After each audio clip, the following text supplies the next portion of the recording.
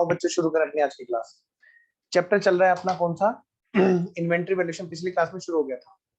आइए जी, तो inventory valuation के अंदर हमने जो बातें की थी एक बार छोटा सा रिकॉल कर लें, जैसा हम लोग हर क्लास में करते हैं, हमेशा पिछली वाली क्लास तक का रिकॉल करते हैं।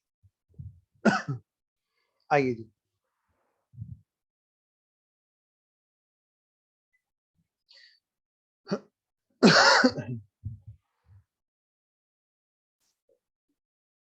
चैप्टर हमने स्टार्ट किया था इन्वेंट्री वैल्यूएशन, और इन्वेंट्री वैल्यूएशन के चैप्टर में मैंने आपको बताया था सबसे पहली बात तो इसका जो हम लोग स्टॉक बोलते रहते हैं, स्टॉक नहीं, इसका सही नाम क्या है? इन्वेंट्री। अगली बात, फिर हमने बात की थी कि इस चैप्टर में जो हमारा जो सबसे मेन जो यूज है इस चैप्टर का, कहाँ पे यूज होगा, सबसे पहले हमें वो पता होना चाहिए ताकि हमें चैप्टर अच्छे से समझ में आए। ये यूज होगा कैसे बेटे? जब हम ईयर एंड पर फाइनल अकाउंट बनाएंगे, फाइनेंशियल स्टेटमेंट बनाएंगे, तो वहां पर हमें क्लोजिंग इन्वेंट्री को लिखना होता है, जिसको हमने पहले क्लोजिंग स्टॉक बोल बोल कर लिखा। क्लोजिंग इन्वेंट्री उसका सही नाम था। उसमें तीनों तरह की इन्वेंट्री थी। अगर मैन्युफैक्चरिंग कंसर्न है तो raw material, work in progress और WIP. Raw material, work in progress और डब्ल्यूआईपी। रॉ मटेरियल मतलब कच्चा माल, वर्क इन प्रोग्रेस मतलब आधा अधूरा जो फिनिश भी नहीं है और कच्चा भी नहीं है, और फिनिश तो मतलब फिनिश है ही। ठीक है, अगली बात, अब यहां पर इसके लिए हमें जरूरी था समझना कि भाई स्टॉक जो है, स्टॉक इन्वेंट्री जो है, उसकी वैल्यूएशन किस तरह से होती है।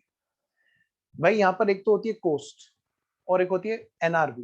दोनों में से जो कम है उस पर वैल्यूएशन की जाती है। ये बात हमने पहले से शुरू से पढ़ते आ रहे हैं। क्या मतलब सर? हमने निकालनी सीखी थी भाई कॉस्ट। ईयर एंड पर जो माल बचा वो कितनी कॉस्ट का माल बचा, ये डिपेंड करता था मेथड के ऊपर, और डिपेंड करता था मेथड का क्या, कि कौन से बिजनेस में वो मेथड लग रहा है। जैसे हमने शुरू की एग्जांपल, सबसे पहले फीफो मेथड की। मैंने कहा भाई जहां पर पेरिशेबल गुड्स होगा, ऐसा गुड्स जो बहुत जल्दी खराब हो सकता है। अच्छा बेटी, वीडियो बार बार मत कहलवाओ, अच्छे बच्चों की तरह सारे बच्चे ना वीडियो ऑन कराएं। तो मैं ये कह रहा हूँ बेटी, जैसे मेडिकल स्टोर हुआ, जैसे आपका कोई भी मेडिकल स्टोर के अलावा और कोई पेरिशेबल गुड्स हुए, वो गुड्स जो बहुत जल्दी, मतलब वो क्या होते हैं, वो पेरिशेबल रहते हैं, मतलब वो खत्म हो सकते हैं, खराब हो सकते हैं। अगर हमने उनको टाइमली नहीं सेल आउट किया तो पड़े पड़े क्या होते हैं, खराब होते जाते हैं।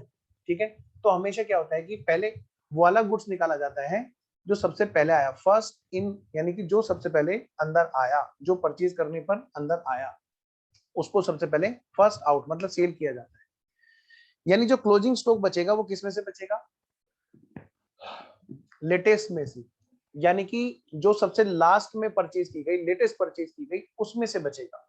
जैसे मैंने एग्जांपल नंबर 1 किया, जहां पर हमने बात की, क्या बात की बेटे? सारे एग्जांपल दोहराने हैं, ध्यान रखना, सारे एग्जांपल रिवाइज करने हैं, क्योंकि इसी से ही, इन्हीं एग्जांपल पे आज हमारी आगे की कहानी डिपेंड है।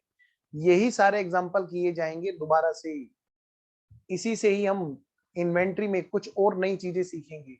तो देखिए जरा, जैसे यहाँ पे ओपनिंग स्टॉक तो कुछ था ही नहीं, गुड्स परचेज किया, क्या 3 डेट पर, अलग अलग डेट में माल खरीदा। पहली डेट पे हमने 1000 क्वांटिटी खरीदी 30 रुपए के रेट में, फिर हमने 1250 क्वांटिटी खरीदी 40 रुपए के रेट में, फिर हमने 400 क्वांटिटी खरीदी 50 रुपए के रेट में। ये डेट वाइज था, 1 2 3। लास्ट में क्या हुआ, 1400 क्वांटिटियां बच गई। अगर हमने खरीदी थी कितनी, अगर हमने खरीदी थी 1400 या 2650, और उसमें से बिक गई थी कितनी, 1400, तो यानी कि बेटे हमारी जो बच गई थी वो क्वांटिटी हमें देखनी कि, अच्छा 1400 बच गई थी, तो यानी बाकी हमारी बिक गई थी। तो मैंने आपको यहीं पे निकलवाया था इसके बारे में। क्या, अगर हम फीफो के अकॉर्डिंग निकालें, how to present your answer in exam, आप कैसे उसको प्रेजेंट कर रहे होंगे एग्जाम में। अभी मैंने इन्वेंट्री समझाया नहीं कि इन्वेंट्री कहते किसे हैं, बस इतना बताया कि स्टॉक जिसके बारे में हम जानते हैं। बहुत ही सिस्टमेटिकली हम लोग करेंगे चैप्टर को, लेकिन इस तरह से कि पहले चीजें समझ में, फिर लिखें और फिर समझें। सबसे पहले क्लोजिंग स्टॉक की वैल्यू जो हमें निकालनी, क्लोजिंग इन्वेंट्री की वैल्यू निकालनी है फीफो मेथड के अकॉर्डिंग। जो बचेगा वो कहां से बचेगा, सबसे लास्ट वाले में से। तो सबसे लास्ट वाली परचेज हमारी कौन सी थी, 400 क्वांटिटी जो खरीदी थी, लेकिन इन्वेंट्री तो 1400 क्वांटिटी है। 1400 क्वांटिटी है, तो 1400 क्वांटिटी के लिए हमें देखना होगा 1400 में से सबसे पहले तो 400 है जो हमारी सबसे लास्ट वाली परचेज में से थी। ये हमारी लास्ट क्लास की बात है। फिर जो 1250 खरीदी थी, ऑफ कोर्स 1000 वहीं से रही होंगी, और उनका रेट था अलग, कितना, 40 रुपए का। तो हमारा क्लोजिंग स्टॉक कितने का बना था? 60,000 रुपए की कोस्ट का। क्या वर्ड मैंने बोला? कोस्ट। क्या वर्ड मैंने बोला? कोस्ट। ठीक है सर, ऐसा क्यों अब हमें बार बार फोकस करा रहे हैं कोस्ट की तरफ? क्योंकि बेटे क्लोजिंग इन्वेंटरी जब वैल्यूएशन होती है तो कोस्ट और NRV, net realisable value, whichever less पे होती है। अभी मैं सिर्फ कोस्ट ढूंढवा रहा हूँ। ठीक है, आइए इसी के साथ में हम लोग ये देख सकते हैं भाई, अगर हमारी 1400 क्वांटिटियां बची हुई हैं, लेकिन टोटल हमने कितनी परचेज की थी बताओ? टोटल हमने 2650 परचेज की थी, तो इसका मतलब बिक कितनी गई थी? 2650 में से घटा दो 1400, तो यानी कि हमारी जो कॉस्ट ऑफ गुड सोल्ड है, जो क्वांटिटी ऑफ सोल्ड है, वो है बेटे 1250 क्वांटिटी है जो हमारी बिक गई थी। जो क्वांटिटी हमारी बिक गई थी 1250, उसके रेस्पेक्ट में हमें निकालनी है कॉस्ट गुड सोल्ड की। Statement showing cost of goods sold. वो कैसे निकलेगा जी? साल के शुरू में कोई था हमारे पास में स्टॉक, फिर हमने कोई नया परचेज किया, फिर minus closing stock. Closing stock हमने निकालना सीख लिया, परचेज हमें पता होती है। ओपनिंग स्टॉक की वैल्यू पिछले साल निकाल के आए हुए होते हैं। तो कॉस्ट ऑफ गुड्स सोल्ड तो हमारी बाएं हाथ का खेल है। Opening plus purchase minus closing stock is equal to cost of goods sold. आइए जी, फिर अगली बात की थी हमने, नेक्स्ट एग्जांपल हमने लिया था लीफो का, लास्ट इन फर्स्ट आउट। जो लेटेस्ट है वही बिकता है। अगर अगर ऐसे बिजनेस में हम लोग हैं जहां पर लेटेस्ट वाला गुड सबसे पहले बिकता है, तो यानी बचता कौन सा है? जो सबसे पुराना है, ओल्डेस्ट। जैसे मैंने यहाँ पे एग्जांपल लिया था, और ध्यान रखना ये एग्जांपल किसी बुक के नहीं बेटे, आप अपनी लाइव क्लास में हम लोगों ने अभी कल ही तो बनाए थे, तो कभी आप इनको कहीं बुक में ढूंढो। बेटे परचेज की थी कितनी? 500 क्वांटिटी। फिर कितने के रेट में बोलो? 1000 रुपए के रेट में। ठीक है ना? फिर हमने खरीदी 600 क्वांटिटी 1100 के रेट में। फिर हमने खरीदी 700 क्वांटिटी 1300 के रेट में, यानी टोटल कितनी? 1800 क्वांटिटी हमारी हो गई। टोटल कॉस्ट कितने की आई? 20,70,000। कोई ओपनिंग स्टॉक था नहीं यहाँ पर। बढ़िया है जय, मस्त एकदम। आओ जी, तो सेल की थी कितनी? कह रहे कितनी क्वांटिटी बेची? टोटल 1800 में से 1000 बेच दी और 800 बच गई। बेटे क्लोजिंग स्टॉक जो होगा लीफो के केस में, लास्ट इन फर्स्ट आउट, ये जो है हमारा फैशनेबल गुड्स। अब एक सेंस आप लोगों में डेवलप हो चुकी थी कि हाँ, हम अपने सोच से हम लगा सकते हैं कि यहाँ फीफो लगेगा या लीफो लगेगा। एक सेंस हमने कल डेवलप की थी, चार्टर्ड अकाउंटेंट वाली, कोस्ट अकाउंटेंट वाली, चार्टर्ड अकाउंटेंट वाली, है ना? आइए जी, LIFO last in first out. भाई पहले वो गया होगा आउटसाइड, जो लेटेस्ट आया होगा लास्ट में आया होगा, क्योंकि बिकता ही लेटेस्ट है फैशनेबल कॉस्ट। यानी बचता कौन सा है? ओल्डेस्ट। तो यहाँ पर जो अगर मान लिया क्लोजिंग स्टॉक में 800 क्वांटिटियां बची हुई है, तो वो कौन से वाले में से बची हुई होंगी? वो बेटे सबसे पुराने वाले में से बची हुई। कहां से? ओल्डेस्ट में से, आउट ऑफ ओल्डेस्ट। यानी ये जो 800 क्वांटिटियां हैं, इसमें सबसे पहले तो स्टार्टिंग वाली 500, और फिर होंगी कौन सी? उसके जस्ट बाद वाली 600 में से, क्योंकि बची हुई कहां से कैलकुलेट होगी? सबसे पुरानी में से। क्यों? क्योंकि बिका कौन सा? लेटेस्ट वाला। बेटे 500 क्वांटिटियां 1000 वाली, और 300 क्वांटिटियां कितनी? 1100 वाली। और इसी बात को हम क्या कैसे निकालते हैं बेटे? एक प्रेजेंटेशन के साथ में। यहाँ पर कहाँ गई जी इसका स्टेटमेंट? हाँ, यहीं पे हमने नीचे बनाया था, ये रहा। Statement showing calculation of closing inventory. 500 बची कौन से वाली? स्टार्टिंग वाली 1000 वाली, और 300 बची कौन सी? 1100 वाली। इस तरह से हमारा क्लोजिंग स्टॉक कितने का बचा? 8,30,000 का। बेटे ओपनिंग स्टॉक कितने का है पता है क्या? नहीं। परचेज परचेज कितने की हुई? 20,70,000। और क्लोजिंग स्टॉक कितने का है बेटा? क्लोजिंग स्टॉक अभी अभी हमने निकाला है 8,30,000 का। बेटा ओपनिंग स्टॉक जीरो, परचेज कितना है? 20,70,000, और माइनस क्लोजिंग 8,30,000, यानी कि कॉस्ट ऑफ गुड्स सोल्ड कितने की है बेटा? 12,40,000। मैं आगे तब बढ़ूंगा जब यहां तक मुझे सभी बच्चों का एकदम ओके होगा कि हाँ सर, कल वाली बात हमने जो रिवाइज की, ये हमें बात पूरी तरह समझ में आ गई है। तो सब बच्चे मुझे बताएंगे। आर्यन, सृष्टिका ओके, ओके, और अजय, दूर बैठा बैठा अंगूठा दिखाता रहियो है, जूम वाले का मत यूज करियो, कभी जूम घिस जाए। रितिका बताओ बेटे। रितु, रितु ओके है बेटा? ओके है। रितिका का भी ओके। चलिए सब बच्चों का ओके है जी, स्वयं का भी ओके है। सार्थक ओके बेटा? Okay, very good. आइए बेटा, इसके बाद हम आगे बढ़े और हम चले अगले एग्जाम्पल पर। अगला एग्जाम्पल हमारा है वेटेड एवरेज का।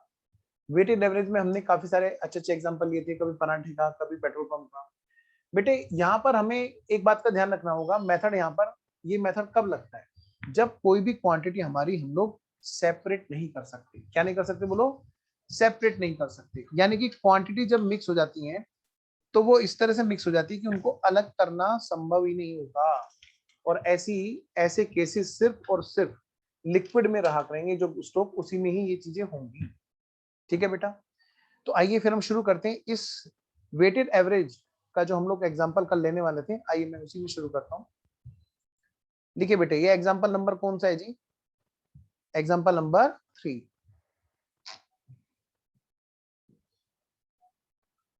लो बेटा, फटाफट से एक छोटी सी एक टेबल बनाते हैं। ये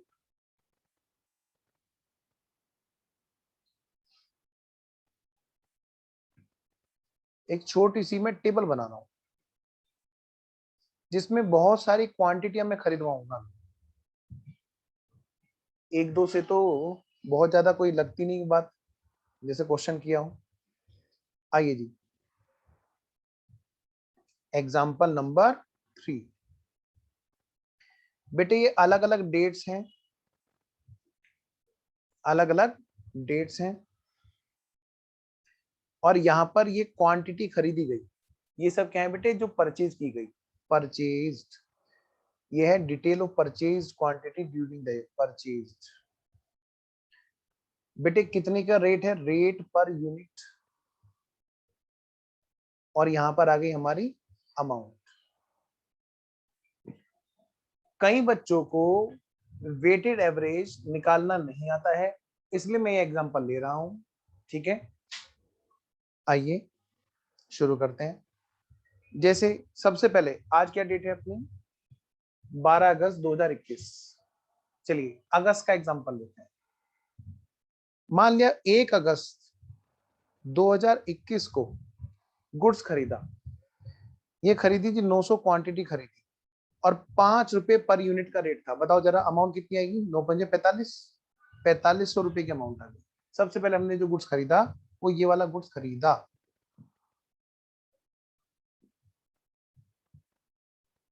फिर अगली, फिर आई बेटे 2 अगस्त,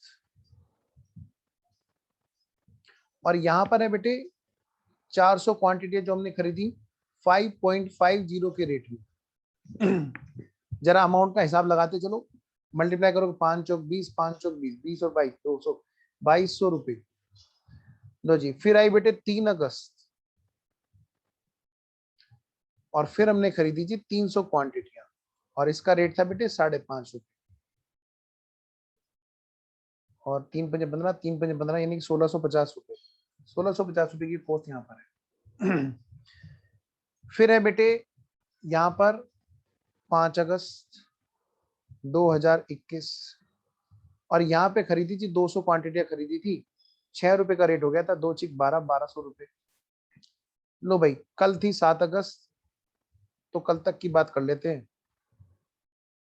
यहाँ पर क्वांटिटी खरीदी थी कल 800 क्वांटिटी, 4 रुपए 75 पैसे का रेट लगा लो।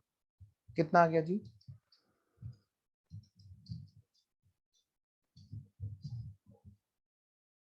कौन बताएगा जी? 3800। 3800, वेरी गुड। और रेडी रहना, किसी से पूछ लूंगा। लो बेटे, मिल जाए इस तरह दो लहरें जिस तरह, फिर हो ना जुदा ये वादा रहा। ये इसी के लिए बना, ये गाना वेटेड एवरेज के लिए बना है। बताना जरा बेटे, टोटल कितनी क्वांटिटी हो गई? जल्दी बोलो। 4 और 9 13, और 3 16, और 2 18, और 8 2600। 2600 क्वांटिटियां हैं।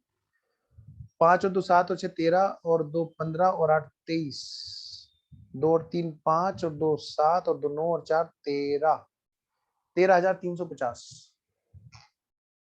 इतने की अमाउंट है, इतने की क्वांटिटी। अगर आपसे कोई पूछे, बताओ भाई, वेटेड एवरेज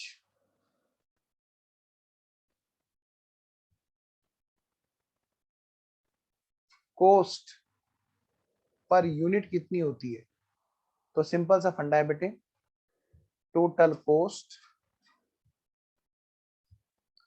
को डिवाइड कर दो टोटल यूनिट से। टोटल कॉस्ट को क्या कहा मैंने बेटे? टोटल कॉस्ट को डिवाइड कर दो टोटल यूनिट से। तो आ जाएगी हमारी weighted average cost. Weighted average cost. आइए बेटा,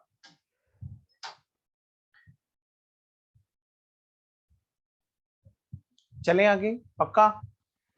चलो।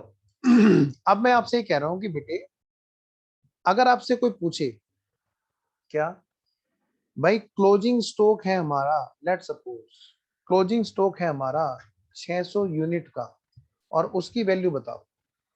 अगर आपसे कोई पूछे हमारी जो कॉस्ट ऑफ गुड्स सोल्ड है वो बताइए 2000 यूनिट्स की, कितने की? 2000 यूनिट्स की। तो आप कैसे निकालेंगे उसकी अमाउंट को? फिर वो लंबा चौड़ा स्टेटमेंट बनाने की जरूरत नहीं, मिल जाए इस तरह दो लहरें जिस तरह, फिर होना जुदा ये वादा रहा, बेटे हो गया काम। हमारी कॉस्ट ही ऐसी होगी पर यूनिट की, बस सीधा यूनिट से मल्टीप्लाई करने की देर है, तो दोनों चीजें निकल जाएंगी। ऐसा नहीं है कि हमें ओपनिंग के लिए अलग सोचना पड़ेगा, ओपनिंग परचेज सॉरी क्लोजिंग के लिए अलग सोचना पड़ेगा, कॉस्ट ऑफ गुड्स सोल्ड के लिए अलग सोचना पड़ेगा, दोनों का रेट एवरेज कर दिया। ठीक है बेटे, तो आओ मेरे बच्चों फटाफट से बताओ टोटल यूनिट की टोटल कॉस्ट कितने की है? 13350 की। बेटे डिवाइड करा हमने किससे? 2600 से, तो कितने रुपए आगे पर यूनिट के बोलो? 5.134। 5.134। एक और डिजिट बताओ। 6 लिखने के लिए ये लिखना, लेकिन कैलकुलेटर पे पूरी रखना। तुम्हें बहुत अच्छा तरीका बता रहा हूँ बेटे, एग्जाम में कभी भी पॉइंट्स की जो लास्ट तक की डिजिट जो कैलकुलेटर पे आई है उसको मेंटेन करना है हर कैलकुलेशन में, चाहे सीए फाउंडेशन हो, चाहे सीए में फाउंडेशन हो, चाहे सीए इंटर हो, चाहे सीए में इंटर हो, चाहे सीए फाइनल हो, चाहे सीए में फाइनल हो, और चाहे सीएस में। हर प्रोफेशनल कोर्स में बहुत ही कीमती बात बता रहा हूँ बेटे, जरा से पॉइंट से ना कैलकुलेशन इधर उधर हो जाती है। तो मैं लिखने को तो मैं एग्जाम में क्या करूंगा, मैं इसको लिखूंगा सिर्फ 4 अंकों तक, लेकिन कैलकुलेटर पे मैं हमेशा पूरी बातें रखूंगा और पूरी बात मल्टीप्लाई करके तब मैं अमाउंट बताऊंगा। बेटे बताना अमाउंट। सर कैलकुलेटर पे तो और लंबी आ रही है। आने तो बाबू, वो लंबी तो अमाउंट चाहिए बाबू, उसी में सीधा मल्टीप्लाई करना 600। 3080 769 3080 पॉइंट हाँ 769। अच्छा, तो यानी 81 हो गया।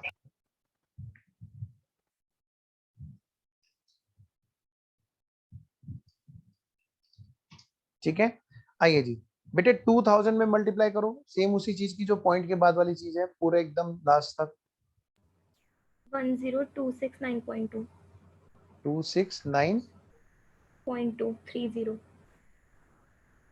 अच्छा 0.2, हाँ तो ये हो गया 9 हो गया।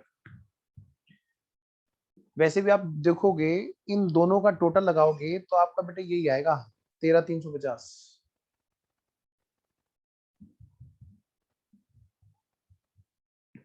तो उम्मीद है आपको ये बात समझ में आ गई। एग्जांपल नंबर 3 कि भाई वेटेड एवरेज कैसे निकलता है, वेटेड एवरेज कॉस्ट कैसे निकलती है। आइए जी आगे बढ़ते हैं। एक और मेथड है जिसका बहुत कम यूज होता है और वो है हमारा सिंपल एवरेज मेथड। बेटा सिंपल एवरेज मेथड भी एक मेथड है जिसका हमें यूज करना होता है, ध्यान रखना। ठीक है, वेटेड एवरेज और सिंपल एवरेज में छोटी चीज का फर्क है। क्या है सर? वेटेड एवरेज में हमने जो यहाँ पर वेट लिया वो क्या लिया? क्वांटिटी इनटू रेट और अमाउंट आ गई। फिर हमने क्या किया? टोटल अमाउंट को टोटल क्वांटिटी से डिवाइड किया। ठीक है जी, वहां पर क्या होता है, वहां पर टोटल वेटेड एवरेज नहीं लेते, तो सर वहां पे क्या करते हैं? वहां पर सिर्फ रेट्स का एवरेज करते हैं, रेट्स का। रेट्स मतलब रेट्स क्या मतलब सर? वहां पर हम करने क्या वाले हैं, इसी एग्जांपल को लिखेंगे हम एग्जांपल नंबर 4 में, अभी लिखने वाले हैं। पहले एक बार स्क्रीन पे सामने देखो। और जो नहीं देखेगा उसको पाप चढ़ेगा। देखो कौन कौन पापी है। अरे तो सारे अच्छे बच्चे हैं। देखो इधर मैं ये कह रहा हूँ बेटे, उसमें हमें क्या करना है, हमें सिर्फ इन रेट्स का एवरेज लेना है। एवरेज कर सकते हो? बताओ कितने तरह के रेट हैं यहाँ पे, कितने हैं, काउंटिंग करना। 1 2 3 4 5, 5 हैं जी टोटल। टोटल 5 रेट हैं जी अलग अलग। क्या मैं इसको इन सब का टोटल करके, इन रेट्स का टोटल करके अगर मैं 5 से डिवाइड कर दूं तो क्या आ जाएगा मेरा? Simple average. हो गया जी अगला मेथड। अगले मेथड में हमें यही करना है। आइए बेटे चलते हैं हम लोग एग्जांपल नंबर 4 की तरफ और हेडिंग डालिए एग्जांपल नंबर 4। चलिए उस सेम एग्जांपल लिखा दूं क्या उसमें, जो भी हमने लिखा 900 400 300 वाला, इसी को लिख लेते हैं, है ना, इसी को करते हैं। आइए जी, थोड़ा और आसान हो जाएगा। क्वांटिटी, रेट, अमाउंट का क्या करना है? कुछ भी नहीं करना है। अच्छा ये बात है। देखो बेटे क्वांटिटी, अच्छा पहले हेडिंग तो डाल लो, डालो यहाँ पे हेडिंग सिंपल एवरेज मेथड। और इससे पहले वाले पे क्या डाला आपने, डाल दिया कि नहीं डाल दिया, देखना। हाँ डाल रखा है जी, वेटेड एवरेज मेथड। और उससे पहले वाले पे डाल रखा लीफो फीफो, इस पे डाल लो FIFO, first in first out. Example number 1 पे डालो first in first out. Example number 2 पे डालो LIFO लीफो। एग्जांपल नंबर 3 पे आपने डाला वेटेड एवरेज। एग्जांपल नंबर 4 पे सिंपल एवरेज। देखो बेटे क्वांटिटी, क्वांटिटी नहीं, यहाँ पे तो आएगा पहले क्या आएगा, यहाँ पे डेट आएगा जी। सबसे पहले आएगा डेट, फिर है क्वांटिटीज, फिर है रेट्स। लो जी डेट कौन सी है जी, सबसे पहले सेम वही एग्जांपल लिखना है ना। कौन कौन सी डेट थी जी हमने जो ली थी, 1 2 3 5 7। 1 2 3 5 7।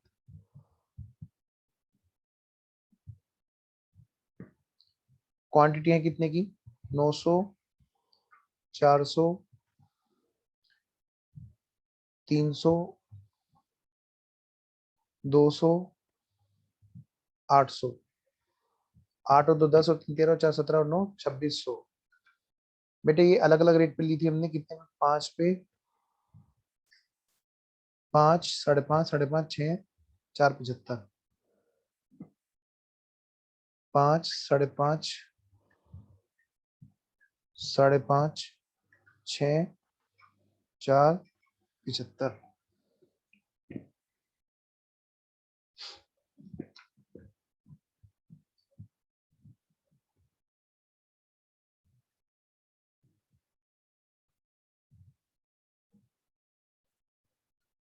क्वेश्चन ने कहा, क्या कहा, क्वेश्चन ने ये कहा कि भाई जो क्लोजिंग स्टॉक है, कि टोटल तो यूनिट कितनी खरीदी हमने, बोलो टोटल परचेज कितनी है बेटा। अभी अभी तो देखा है हमने, ये लिखा हुआ है यहाँ पे सामने, टोटल परचेज है 2600। और क्वेश्चन ने कहा क्वांटिटी जो सोल्ड है, सोल्ड बेच दी गई, वो है कितनी, 1600। कितनी है बेटा, 1600। इसका मतलब पता है कितनी क्वांटिटी क्लोजिंग स्टॉक में है? बेटे वो है 1000 क्वांटिटियां। कितनी है, 1000 क्वांटिटियां। और हमें निकालनी है इन स्टॉक की वैल्यू, क्लोजिंग स्टॉक की वैल्यू, वो भी सिंपल एवरेज मेथड से। तो कैसे करेंगे जी, बाय सिंपल एवरेज मेथड। हम लोग क्या करेंगे, पहले रेट का एवरेज करेंगे, एवरेज, सिंपल एवरेज रेट कितना आएगा जी, 5 plus 5.5 plus 5.5 plus 6 plus 4.75 divided by 5।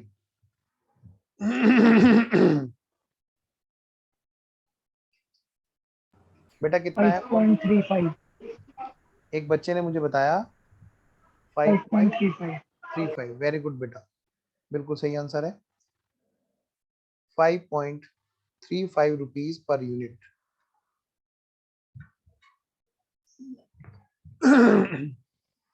अब हमें क्या करना है बेटा? वैल्यू निकलवानी है। वैल्यू ऑफ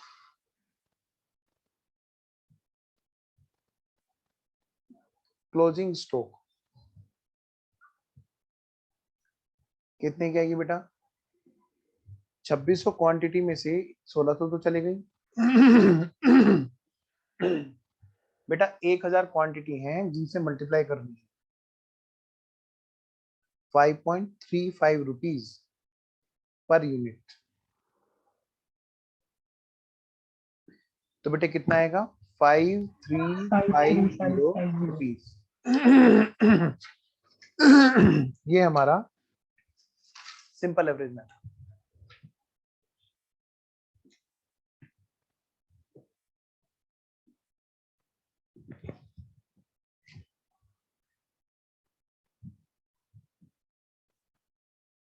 चले आगे, आइए जी आगे बढ़ते हैं बेटा। नेक्स्ट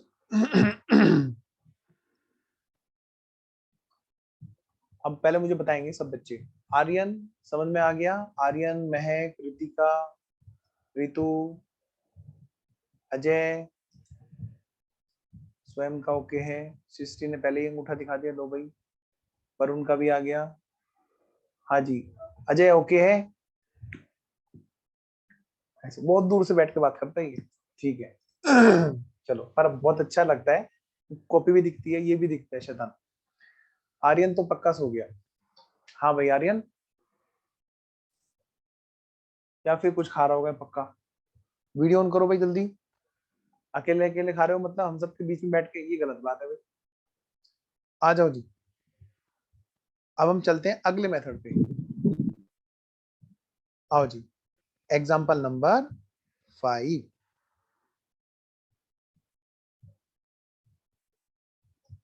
बेटा लास्ट मेथड है ये।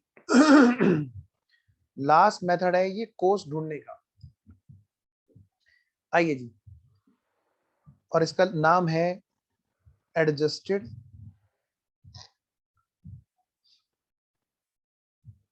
Sales price method.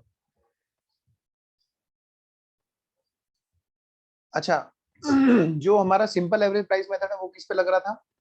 जहां पर हम क्वांटिटी को सेपरेट कर सकते हैं। जहां क्वांटिटी सेपरेट नहीं कर सकते हैं, स्टॉक मिक्स होने के बाद में, इन्वेंट्री मिक्स होने के बाद में, अगर हम सेपरेट नहीं कर सकते हैं तो वेटेड एवरेज, सेपरेट कर सकते हैं तो सिंपल एवरेज। अब ये जो लास्ट मेथड है एडजस्टेड सेल्स प्राइस मेथड, ये कहाँ के लिए है और ये किस पे लगेगा जी? आपने देखा होगा आपके घर के आसपास जो है ना, कई ऐसी शॉप्स हैं जो बड़े वाले दुकान है, होलसेल वाले दुकान है ना। वहां पे जैसे किराने की आप दुकान देखोगे, बहुत लंबी दुकान होगी, बहुत बड़ी दुकान होगी, कोई कोई जहां से ना बहुत सारा माल इकट्ठा भर भर के कट्टे ही बिकते हैं वहां पे। वहां पे आप जाके कहोगे आधी किलो चावल दे देना तो नहीं देंगे, वो कहेंगे आधा कट्टा चावल देना तो वो देंगे। मतलब वहां पर क्या बेटे, तो होलसेल का काम। तो इस तरह की दुकानें जो बड़ी दुकानें हैं जो बल्क में डील करती हैं, उनके यहाँ पर होता क्या है, कितने भी तरह के गुड्स बिक रहे हो, वो क्या करते हैं अपने यहाँ पर एक मार्जिन मेंटेन करते हैं। मतलब जीपी रेशो उनका सेम रहता है हर गुड्स, इसलिए वो सस्ते होते हैं। समझ रहे हो? आप वहां पे देखोगे कुछ माल तो थोड़ा महंगा लगते हैं आपको, मतलब थोड़ा महंगे इन द सेंस कि मतलब थोड़ा सा कम सस्ते लगते हैं, क्योंकि होलसेल वाला तो लाते सस्ते हैं, लेकिन वहां पे कुछ तो माल थोड़ा सा कम सस्ते लगते हैं और कुछ माल हैं जो बहुत सस्ते लगते हैं। ठीक है, तो बेटे वो एक्चुअली रीजन क्या है, वो ना एक स्टैंडर्ड जीपी रेशियो मेंटेन करते हैं कोई भी गुड्स खरीदो। तो सबसे पहले तो यहाँ पे लिखो ये किसके लिए यूज किया जाता है, इट इज यूज्ड, लिखो it is used for retail business. ये किसके लिए यूज किया जाता है बेटे, रिटेल बिजनेस के लिए। यहाँ पे क्या सिस्टम है जी, कुछ नहीं जी, बड़ा आसान है, 3 स्टेप्स को फॉलो करो और काम खत्म। स्टेप नंबर 1, सबसे पहले देखो स्टॉक में कितनी क्वांटिटी है, उनका सेल्स प्राइस देखो, sales price of quantities in stock, यानी कि जो इन्वेंट्री है उसकी जो क्वांटिटी है बेटा, क्या करो उसको देखो कितनी क्वांटिटी है और उसकी सेल वैल्यू क्या है, अगर वो बेचेंगे तो कितने रुपए में बिके। ठीक है, सबसे पहले तो ये देखा कितने रुपए में बिक जाएंगे। जैसे फॉर एग्जांपल आप सब लोग बच्चे लोग कैलकुलेटर तो यूज करते हैं, है ना, साल में कितने यूज करते हैं, महीने के हिसाब से लगा लो तो 15 कैलकुलेटर तो यूज कर लेते होंगे तुम लोग, है ना। मम्मी हाँ इसका बटन खराब हो गया, ले आ बेटा दूसरा ले आ, फिर अगले वाला अच्छा नहीं लगा अपने आप तोड़ दिया, ये पीछे का ही टूट गया। मतलब साल में 15 कैलकुलेटर का एवरेज मान के चलते हैं भाई, ऐसा ही है। स्वयं महक नहीं, महक तो मना कर रही है, नहीं नहीं सर, तो 10 का एवरेज मान लूं महक, नहीं मतलब ये तो शरीफ मेरा तो सर 3 सालों से एक ही। अच्छा 3 साल से एक ही कैलकुलेटर चल रहा है, मुझे समझ में नहीं आता 1 महीने से ज्यादा कैसे कोई बच्चा किसी कैलकुलेटर के साथ में टाइम बिता सकता है। आओ जी अगर आप करोगे ना कैलकुलेटर पे प्रैक्टिस करना, हाँ तो आप भी महसूस करोगे कैलकुलेटर आपको अच्छा लगना बंद हो जाएगा, आपको अब तो कुछ नया चाहिए बस। आओ जी, इसका मतलब तुम लोग पढ़ते कम हो अकाउंट्स, है ना। चलो जी आओ, मजाक बहुत हो गई बेटे। Sales price of quantity in stock, हमें पता चल जाएगा कितने रुपए की सेल वैल्यू वाला गुड्स स्टॉक में है। कैलकुलेटर की शॉप है जी, बहुत सारी क्वांटिटी वहां पर पड़ी हुई है दुकान में, उन्होंने देखा कितने में बिक सकता है जी, 200 के हिसाब से बिक सकता है। चलो जी, और कितनी क्वांटिटी है जी, 1000 क्वांटिटी है। तो मैं अगर बात करूं तो 1000 क्वांटिटी की अगर मैं बात करूं 200 रुपए के रेट में 1000 क्वांटिटी, और 200 रुपए के रेट में अगर मैं मानू बेटा ओरिजिनल नहीं मैं बात कर रहा हूं जो ओरिजिनल नहीं होता है उसकी, इतने के आसपास तो आ जाता है। तो भाई 2 लाख रुपए का स्टॉक वहां पर सेल वैल्यू का स्टॉक है, गुड्स अभी भी गोडाउन में, और हर कैलकुलेटर पे मान लिया बेटे वो उनका जो मेंटेन करते हैं margin. Step number 2, second step क्या होगा, हमें देखना होगा कितना मार्जिन वो लोग मेंटेन करते हैं। आपको स्क्रीन क्लियरली विजिबल है या जूम करूं, ओके है बेटे। मार्जिन कितना मेंटेन करते हैं, मान ले वो एग्जांपल है ये 20%, हो सकता है किसी बिजनेस में 25% हो सकता है किसी के यहाँ पे 30% हो सकता है कहीं पे 40% हो सकता है 100% हो, चोरी का माल बेचते, मजाक कर रहा हूँ बेटे। 2 लाख रुपए की सेल वैल्यू का गुड्स है और 20% का मार्जिन है अगर, तो इसका मतलब क्या है बेटा स्टेप नंबर 3, तो यहां पर हमें पहुंच जाना है किस पे, कॉस्ट ऑफ क्लोजिंग स्टॉक या क्लोजिंग इन्वेंट्री पे।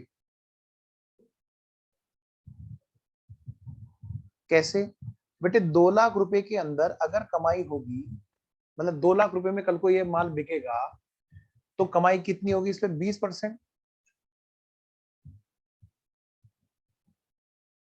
अगर 2 लाख रुपए पर कमाई होगी 20% तो कितनी बैठेगी 40,000 रुपए।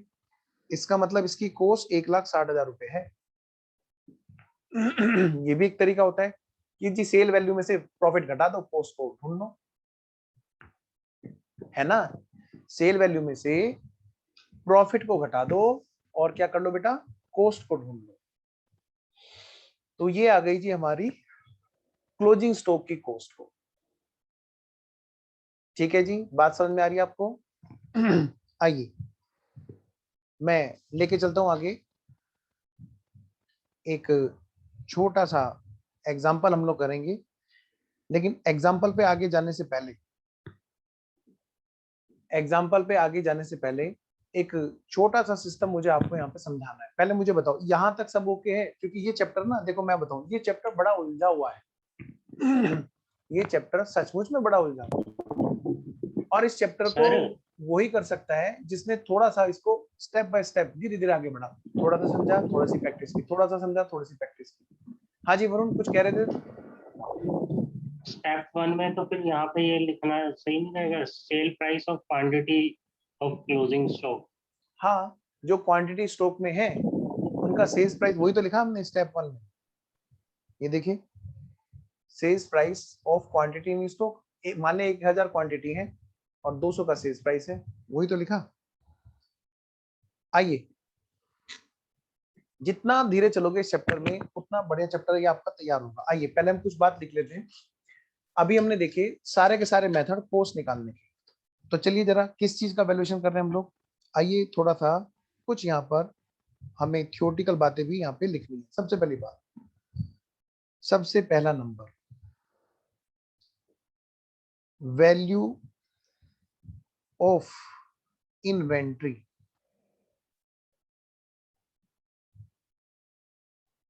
मैंने अभी इन्वेंट्री का मीनिंग नहीं लिखाया, पहले मैं वैल्यूएशन बता रहा हूँ, क्योंकि बच्चे के दिमाग में सिर्फ स्टॉक घूमता रहता है, और वो बच्चा अगर थियोरेटिकल डेफिनेशन में अभी उलझ गया तो वो समझना बंद कर देता है यहाँ पे, क्योंकि उस डेफिनेशन में इतना दिमाग लग जाता है बच्चे को। एनीवेज, मैं लिखाऊंगा उसे भी, वैल्यू ऑफ इन्वेंट्री मतलब स्टॉक। देखो बेटे, हम इन्वेंट्री की जो वैल्यू करते हैं वो किस तरह से हम उसको करते हैं जी, आइए जरा देखिए बेटा, value is equal to lower of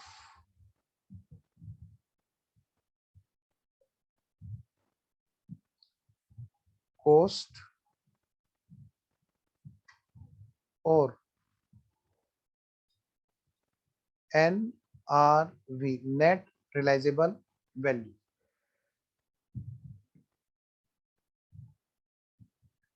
net realisable value हमने हमेशा यही पढ़ा है ना। लेकिन बेटे इसमें थोड़ा सा आपको ध्यान देना होगा, ये जो फॉर्मूला पढ़ा है ये सब जगह फिट नहीं होता, और इसीलिए चैप्टर हमें पढ़ना है। तो यानी कि सबसे पहले तो आप इसको ना लिख करके एक बार यहाँ पे ऐसे यू लाइन खींच दो, क्योंकि हम ना हर जगह ये फॉर्मूला फिट करने की सोचते हैं, हर जगह, जबकि ऐसा नहीं है। होता क्या है, इन्वेंट्री की जो वैल्यूएशन है वो किस तरह से है, आइए जरा, वो डिपेंड करता है कि वो फिनिश गुड्स की वैल्यूएशन हो रही है, वर्क इन प्रोग्रेस की वैल्यूएशन हो रही है, या रॉ मटेरियल की वैल्यूएशन हो रही है। आइए जरा एक छोटा सा चार्ट हम लोग यहाँ पे बनाएंगे, valuation.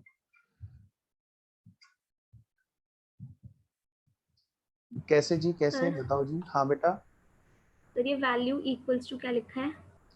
Lower of okay sir. Cost और NRV।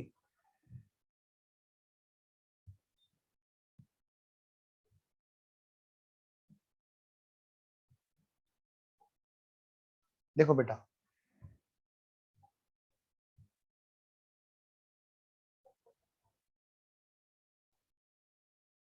बेटे बिजनेस हमारे दो तरह के होते हैं, एक होता है मैन्युफैक्चरिंग और एक होता है ट्रेडिंग। जब बिजनेस खाली ट्रेडिंग का हो तो वहां पर सिर्फ एक ही गुड्स रहता है जिसका नाम है फिनिश गुड्स, खरीदते हैं बेचते हैं, खरीदते हैं बेचते हैं। लेकिन लेकिन लेकिन जब बात होती है मैन्युफैक्चरिंग बिजनेस की, तो वहां पर दो गुड्स हमें और देखने को मिलते हैं। आइए जरा, तो उसी के हिसाब से वैल्यूएशन बैठा रखे हैं, यहाँ पे बना रखी है। सबसे पहली बात, हम जब भी वैल्यूएशन निकालेंगे तो हम ये देखेंगे कि यहाँ पर जो गुड्स है हमारा, वो कौन से वाला गुड्स है, वो हमारा फिनिश गुड्स है, या वो हमारा रॉ मटेरियल है, या फिर वो हमारा वर्क इन प्रोग्रेस है। ठीक है, तो आइए जरा, यहाँ पर हुआ क्या, इन्होंने फिनिश गुड्स मतलब FG मतलब finished goods and work in progress and work in progress, दोनों की वैल्यूएशन को एक ही तरह से कराया है, मतलब एक ही सिस्टम बताया। और पता है ये जो बातें मैं बता रहा हूं ये सारी बातें, ये जितनी भी बातें हैं, ये सब बातें बेटे हमें जो सिखा रहा है ये अकाउंटिंग स्टैंडर्ड सिखाता है, अकाउंटिंग स्टैंडर्ड 2। यानी कि ये जो बातें हैं ये फिर से हमें देखने को मिलेंगी कहां पर, सीए इंटर में और सीएमए इंटर में।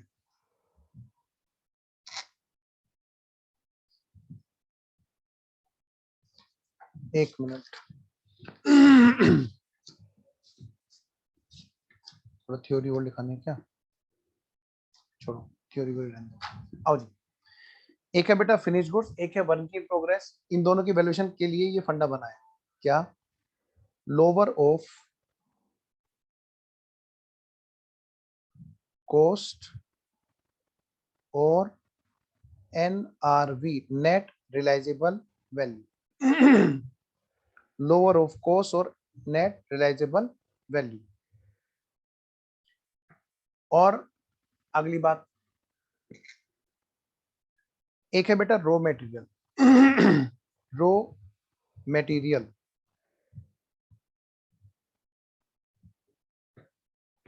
रो मटेरियल की वैल्यूएशन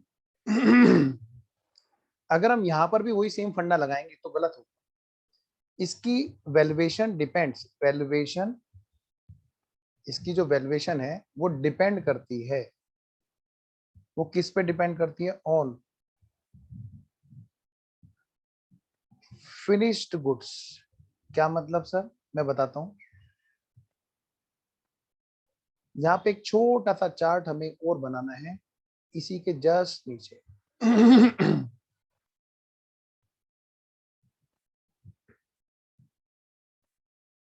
आइए जी,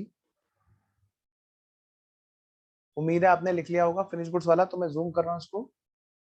आइए जी, रॉ मटेरियल की वैल्यूएशन डिपेंड करती है फिनिश गुड्स पे। क्या बात है भाई, फिनिश गुड्स के ऊपर कैसे डिपेंड करती है।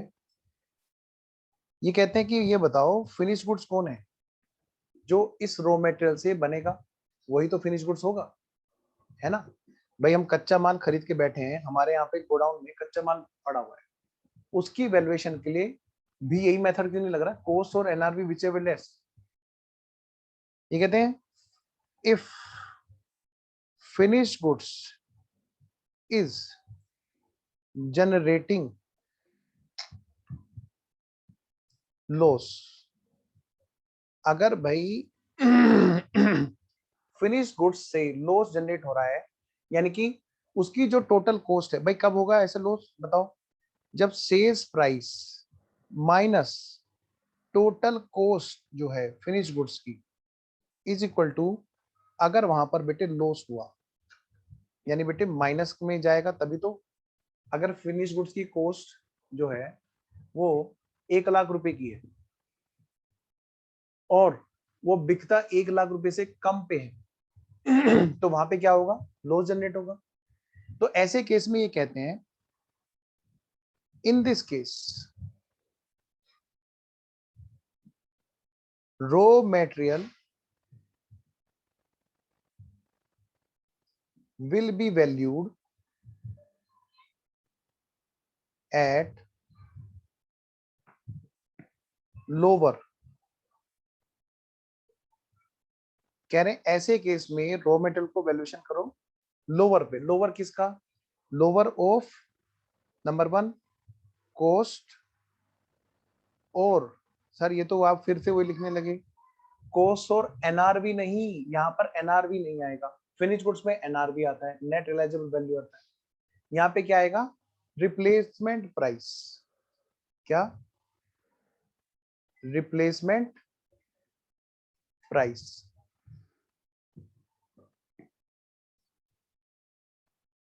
जो जो सो रहे हैं हम जाग जाओ, तो कितने सारे बच्चे सो रहे हैं, पाप लगेगा इन्हें सबको, ये जो सो रहे हैं क्लास में, भरी क्लास में, जल्दी ऑन करो।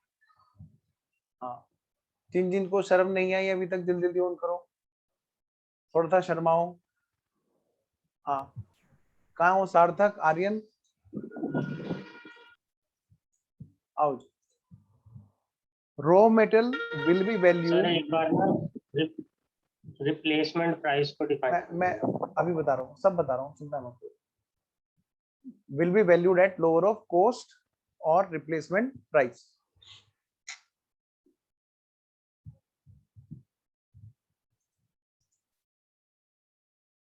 आइए जी बेटे क्या होता है रिप्लेसमेंट प्राइस? आज ही अगर हम इस गुड्स के बजाय दूसरा गुड्स लाएं, बेटे अपने अपने हाथ में देखो, कैलकुलेटर देखो, कैलकुलेटर है आपके पास में? सब बच्चे फटाफट से कैलकुलेटर पकड़ लो, टूटने वाला, जल्दी पकड़ लो पकड़ लो पकड़ लो।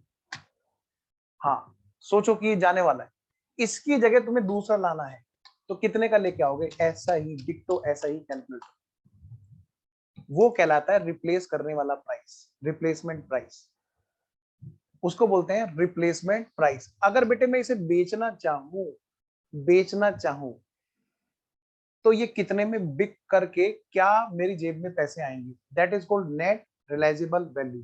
फिनिश गुड्स के बारे में ये देखा जाता है कि ये कितने का बिकेगा, कितने रुपए जेब में दिलाएगा, नेट रियलाइज कराएगा। लेकिन जब रॉ मेटेरियल की बात आएगी तो ये देखा जाएगा कि जिस टाइम खरीदा था तब तो थी हमारी कॉस्ट।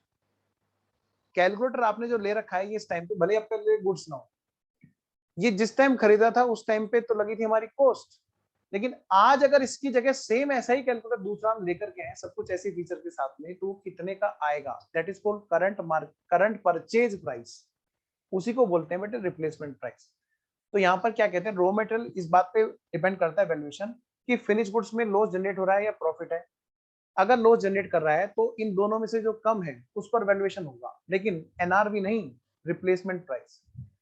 अगर अगर अगर if finished goods is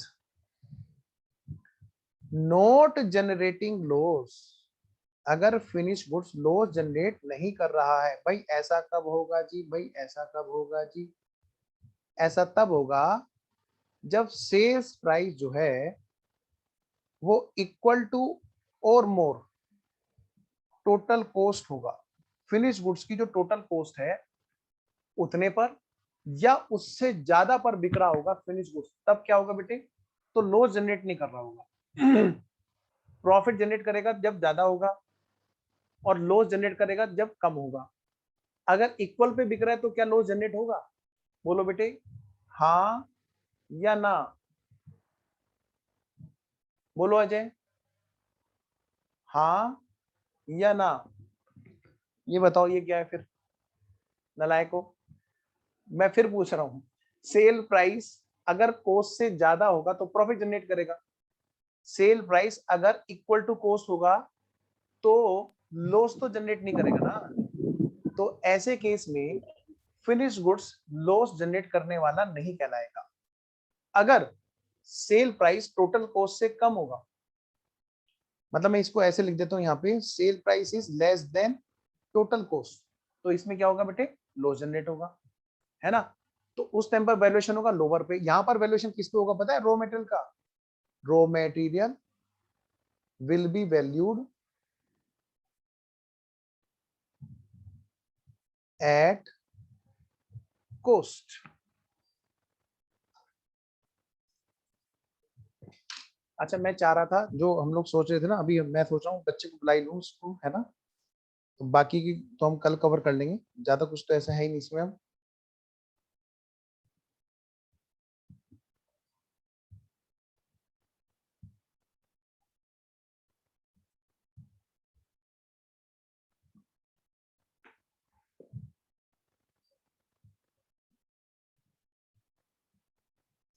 ठीक है जी, तो अब हम एक काम करते हैं बेटे, आज की क्लास को तो हम लोग यहीं पे रोकते हैं और अभी हम लोग क्या करेंगे, हिमांशु हमारे साथ आने वाले हैं जो जिनकी ऑल ओवर इंडिया में फाउंडेशन में, सीए फाउंडेशन में रैंक है और उन्होंने सीए इंटर में हमें बड़ा प्राउड फील कराया है 85 मार्क्स अचीव करके। तो वो अभी बस आने ही वाले हैं। मैं चाह रहा था कि अभी ना क्लास को यहीं तक कवर करते हैं, बाकी का काम हम लोग जरा अगली क्लास में करेंगे, ठीक है? बस मैं अभी 2 मिनट में हिमांशु को बुलाने वाला हूँ।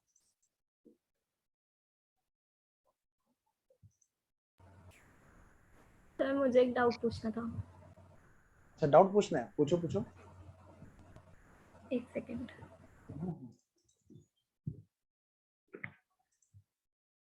अगर हिमांशु आ गए ना बेटे तब मत पूछना, है ना। ठीक है सर, जो डेप्रिसिएशन में हमने सिंकिंग फंड मेथड देखा था वो एक सर स्टडी मैट में है नहीं। हट गया वो, लेकिन कई बार हाँ क्या तो होता वो है पता कुछ नहीं चलता, आइस पाइस धप्पा हो जाता है। तो अभी हमने क्या किया, उसको सेफ्टी मार्जिन से करा दिया। कई बार ऐसा हुआ है एग्जाम में ना, क्वेश्चन आए हैं इस तरह के, ठीक है, तो एक सेफ्टी मार्जिन से हमने करा रखा है। कोई बात नहीं, कर लो। तो वैसे तो क्वेश्चन पेपर स्टडी मैट से बनता है ना।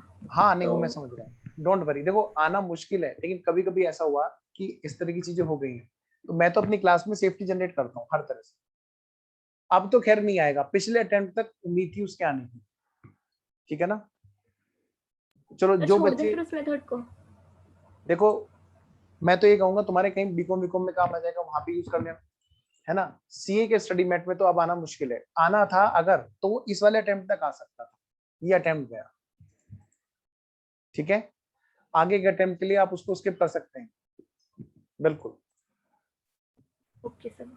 अच्छा, जो बच्चे रिकॉर्डिंग में देख रहे होंगे उनके हिसाब से मैं क्लास ओवर कर रहा हूँ।